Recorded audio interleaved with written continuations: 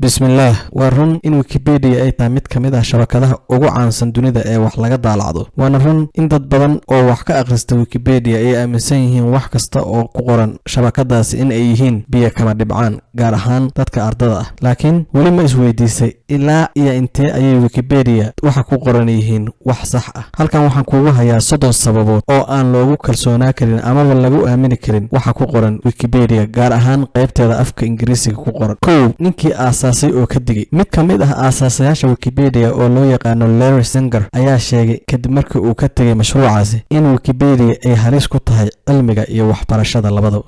lama yaqaan cidda wax ku qorta dadka wax ku qora Wikipedia waa dad ka soo kala jeeda intaas oo wadan ama magaalo ama tuulo adduunka dacaladiisa lamana oga waxa ay dabacsan yihiin iyo cidda ay yihiin 3 faraha ayaa lagula jiraa markasta waxaa jira dawlado shirkado hay'ado iyo waliba shakhsiyaad 24 saac ku mashquulsan in ay wax ku qoraan Wikipedia ama ay wax ka bedelaan waxa la sheegay BBC-da oo kale ah in ay muddo bil ah gudaheed ay wax ka bedeshay Wikipedia 7,000 oo jeer 4 magacyada qarsan mashruuca intaas la eg waxa uu aqbalayaa in dad magacyadooda soo qarsaday ama magacyo been wata ay wax ku qoraan halkaas 5 tacaayad ayaa loo adeegsadaa Wikipedia waxa jira dawlado shirkado hay'ado iyo shakhsiyaad u adeegsada Wikipedia qaab propaganda ah 6 been qayaxan oo ay dadka ka sheegto dad ayaa Wikipedia waxa ay ka akhriyeen wax aysan ahayn oo la yiri way iyo wax ay yihiin oo laga qoray in aysan ahayn dad nool ayaa waxay ka akhriyeen Wikipedia in ay dhinteen iyo waxyaabo la mid ah 7 lacag ayaa lagu kala qaataa waxa jira shirkado iyo shakhsiyaad ka shaqeysta Wikipedia in ay macluumaad geliyaan ama ka bixiyaan kuwaas oo qaarkood la yaqaano 8 xayeysiis ayaa loo isticmaalaa waxa jira shirkado badan oo waxyaabaha ay soo saaraan ku xayeysiista Wikipedia ayaga oo liida waxyaabaha ay soo saaraan shirkadaha ayaga la tartama markaas 9 qorayaasha cusub oo ku sii yaraanaya way jirtay xilli Wikipedia ay sii koraysay laakiin waxa la sheegay sanadihii ugu dambeysay in ay aad u yar yihiin dadka qorayaasha cusub ah ee ku soo biiraya ama is-register gareynaya 10 dad ayaa wax ka qora wax ay cilmi u lahayn waxa la sheegay in arday level hoose ah ay wax ka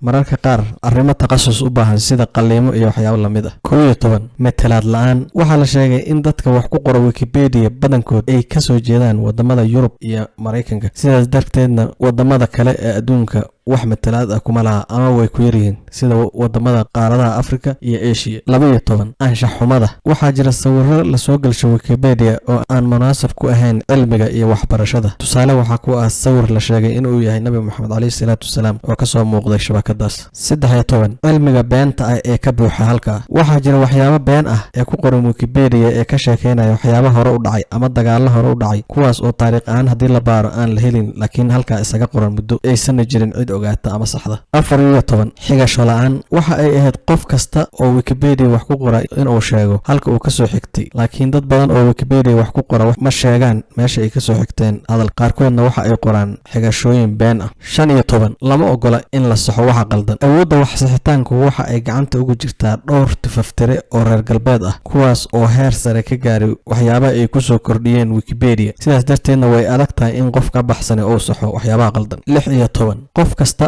ayaa qoraal been ah bilaabi kara inkasta oo aan sheegnay in tifaftirayaasha Wikipedia ay yihiin dad kooban haddana ma adka in aad maqaal been ah bilowdo kadibna aan lagu ogaan muddo dheer amaba aanba weligaa lagu ogaan 17 aqoon-yahanada wax kuma qoraan haddii aad ogtahay qof aqoon-yahan ah ee wax ku qora Wikipedia fadlan nala wadaag 18 qoraalada duuga ah waxa jira qoraallo ku saabsan arrimo isbedelay laakiin qoraalkii uu weli sidii yahay 19 ujeedooyinka guracan waxa la sheegay in dadka wax ku qora Wikipedia badankood aysan wax u qorin in ay tabarucaan ama ay adduunka wax u sheegaan laakiin ay kala yihiin dana gaar ah oo u qaas 20 qoraalada aargudashada ah waxa la sheegay in dad badan oo Wikipedia wax ku qora ay wax ka qoraan waxyaabo ay markaas ciil u qabaan ama ay ka aarsanayaan haddii ahaleed shakhsiyaad ama waxyaabo la mid ah 22 dhexdhexaad ma aha mar haddii dadka wax ku qora Wikipedia ay ka soo jeedaan Yurub iyo reer galbeed waa dareemi kartaa in ay markasta wax ka qoraan waxyaabaha ay ayaga la tahay ee aysan wax ka qorin waxyaabaha sida ay yihiin 22 ayaga ayaa ka afeeftay Wikipedia waxa ku qoran in aysan ka filayn dadka akhrista in ay aaminaan wax kasta oo ku qoran halkaas 23 qarribaada qoraalada waxa jira dad 24 saac ku mashquulsan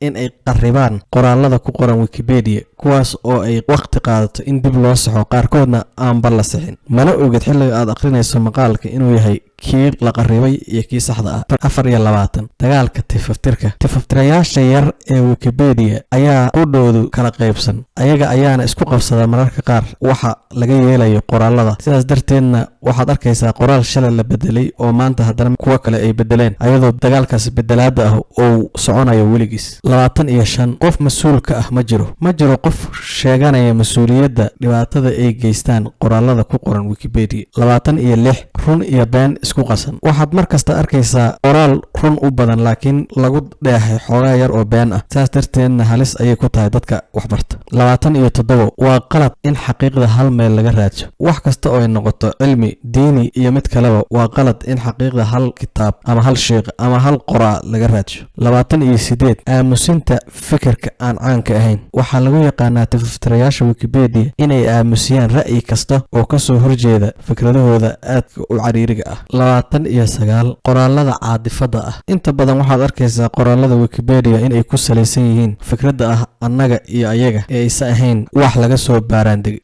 Shakhsiyadda ninka maamula shabakadaas ee loo yaqaano Jimmy Wales qudhiisu waxa uu ku eedeysan yahay waxyaabo badan oo ay ka mid yihiin lacaga uu ku qaatay in uu wax ka bedelo Wikipedia, dad tabarucaad siiyey oo uu wax qaasa u qabtay, waxyaabo uu ka bedelay taariikhdiisa ku qoran Wikipedia, iyo xataa waxyaabo uu ka bedelay qoraallo ku saabsan saaxiibtiis iyo weliba shirkad oo hore uga shaqay jiray. Intaas oo sababood iyo kuwo kale oo aanan hadda xasuusan ayaa waxa ay ka dhigayaan Wikipedia waxyaabaha ku qoran in aan lagu wada kalsoonaan karin, inkastoo aan aaminsanahay in uu ka buuxo cilmi aad u fara badan.